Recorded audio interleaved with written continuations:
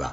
وہ لوگ بھی کافر ہیں جو اس بات کے قائل ہیں کہ اللہ تین میں کا تیسرا ہے، حالانکہ اس معبود یکتا کے سوا کوئی عبادت کے لائق نہیں۔ اگر یہ لوگ ایسے اقوال و عقائد سے باز نہیں آئیں گے تو ان میں جو کافر ہوئے ہیں وہ تکلیف دینے والا عذاب پائیں گے۔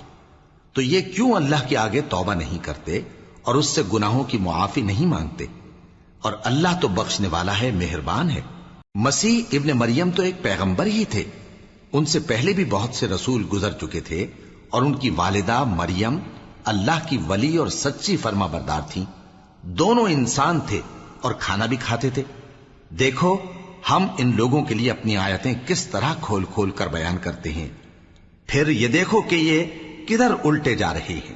کہو کہ تم اللہ کے سوا ایسی چیز کی کیوں پرستش کرتے ہو جس کو تمہارے نفع اور نقصان کا کچھ بھی اختیار نہیں، اور اللہ ہی سب کچھ سنتا ہے، جانتا ہے۔